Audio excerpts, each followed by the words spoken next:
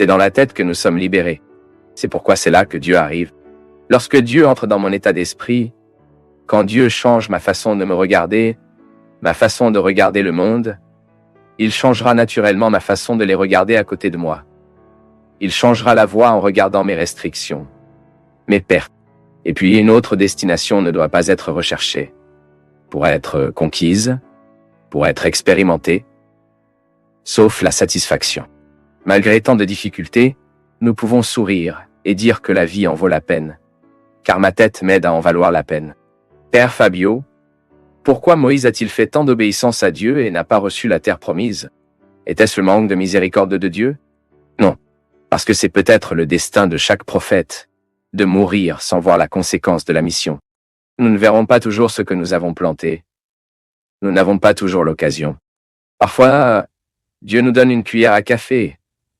Comme ils disent là-bas au Minas, nous voyons un résultat de ce que nous faisons.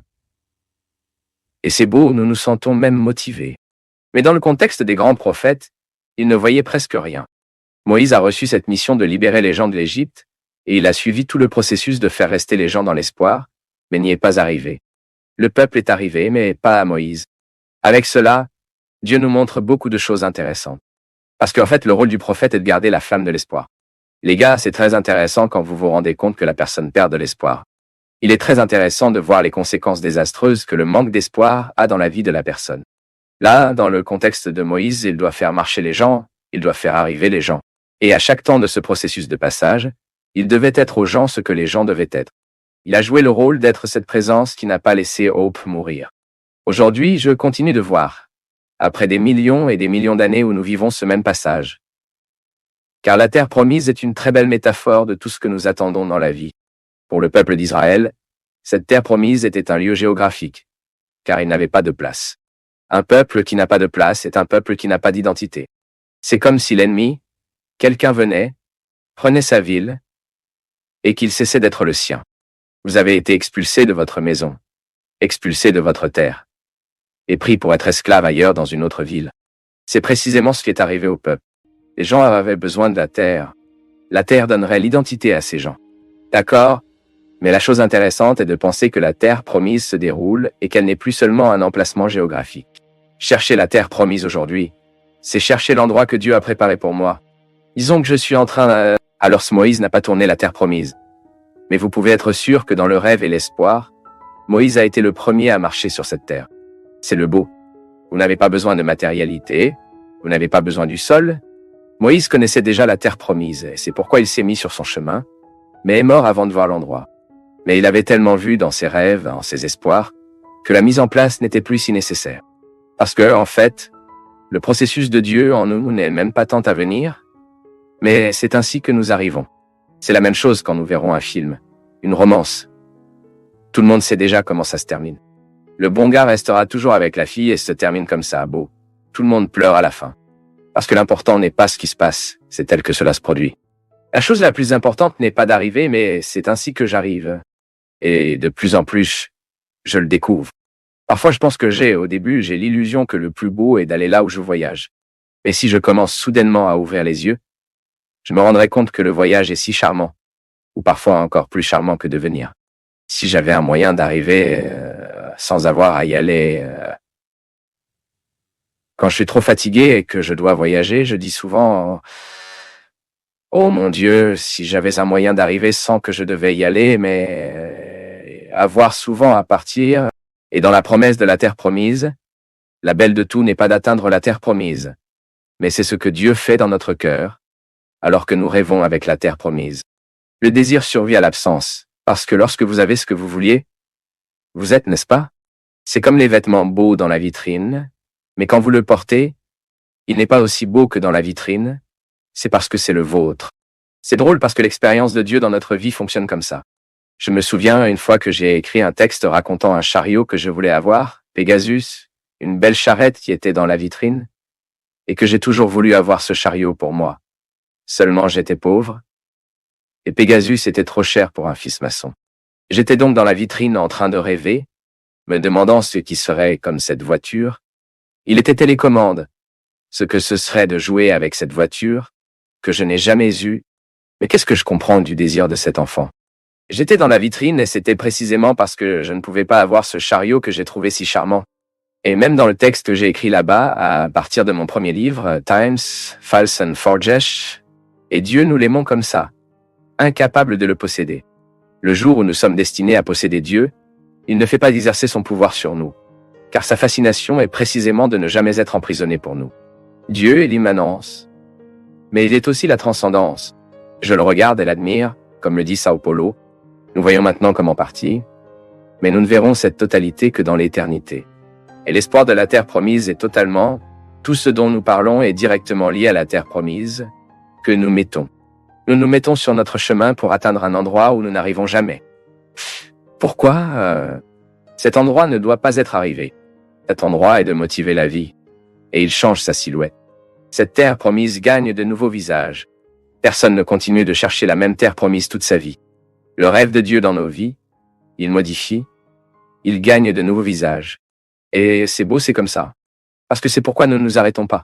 Je n'ai pas de main embrassée à droite, comme on dit. Généralement, quand les choses sont très faciles. Dieu nous a donné la liberté comme cadeau. J'apporte en moi. Vous vous apportez. Nous recevons tous. Maintenant, être libre est autre chose. C'est comme avoir une plante qui doit se développer grâce aux soins que nous en avons.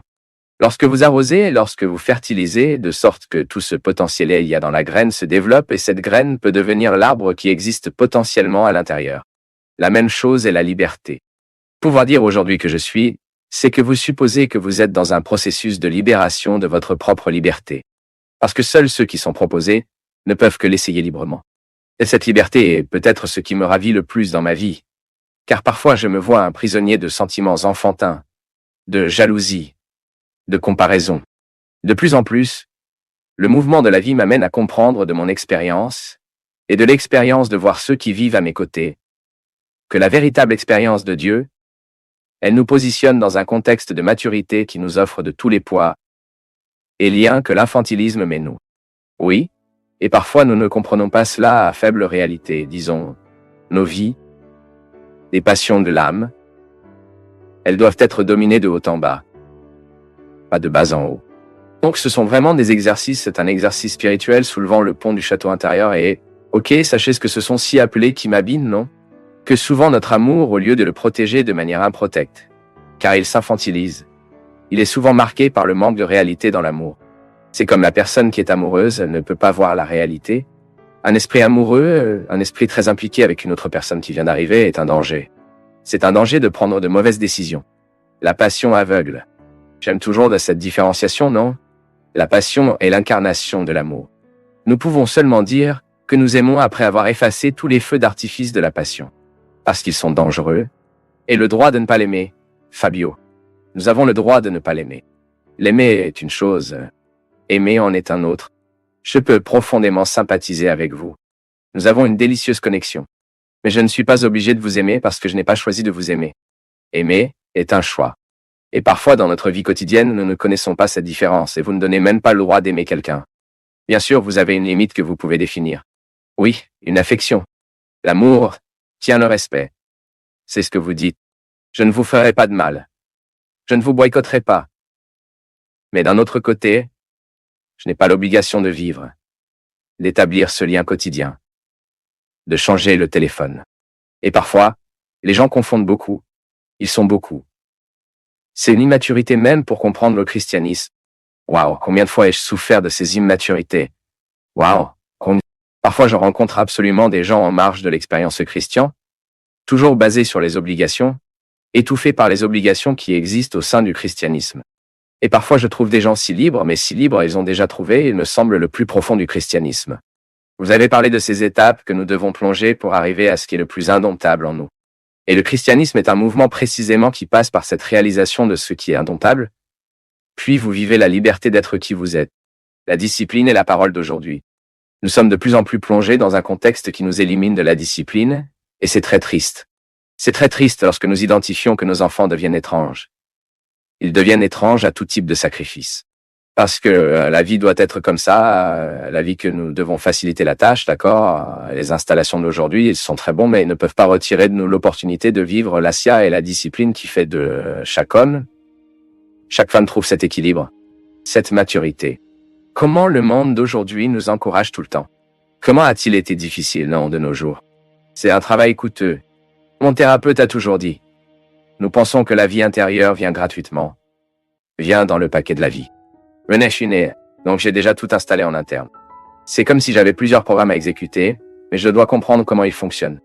Et vraiment, arrête de parler ou d'être loin des gens. Ce n'est pas encore seul. Ce n'est pas encore silencieux à l'intérieur. Parfois, nous pensons que nous n'avons aucune domination sur la pensée. Oui, nous avons la maîtrise de la pensée.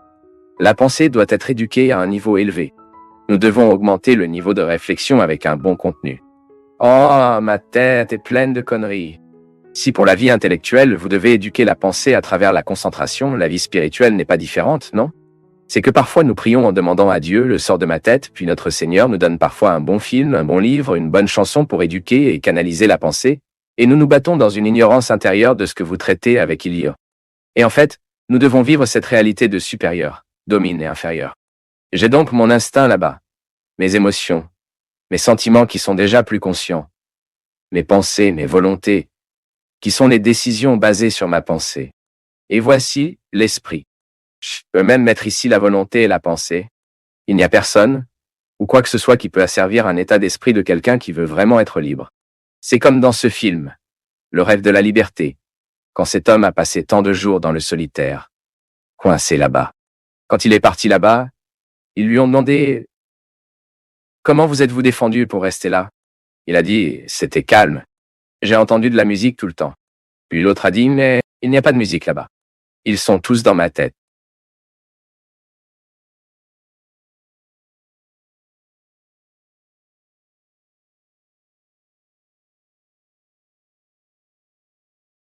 Nous du Path of Faith sommes heureux d'être avec vous en ce moment. Partagez vos perceptions sur le sujet d'aujourd'hui dans les commentaires, montrez votre soutien en aimant la vidéo et partagez-la avec vos amis. Abonnez-vous à la chaîne pour rester connecté avec nous et ne pas manquer nos nouvelles vidéos.